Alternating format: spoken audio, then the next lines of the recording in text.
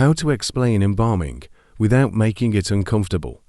If explaining embalming ever feels slightly uncomfortable, you're not alone. And the reality is, if it feels uncomfortable for you, it often feels the same for the family, not because of what you're saying, but because of how it's being introduced. So let's make that part of the conversation feel more natural and straightforward. In most cases, discomfort comes from one of two things. Either we go too technical too quickly, or we avoid the explanation altogether and hope the family doesn't ask too many questions.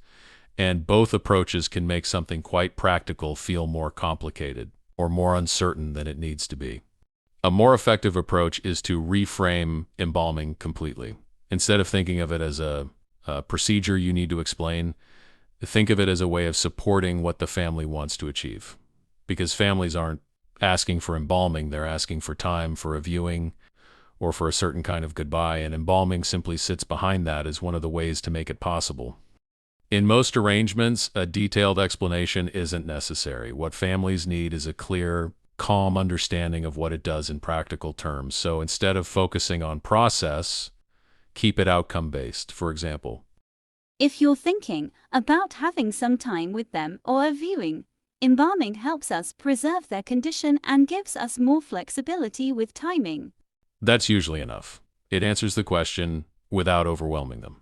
If a family does want more information, that's the time to gently expand. But even then, keep the language straightforward and measured. For example, It's a process that helps slow natural changes and allows us to care for them in a way that supports viewing and presentation.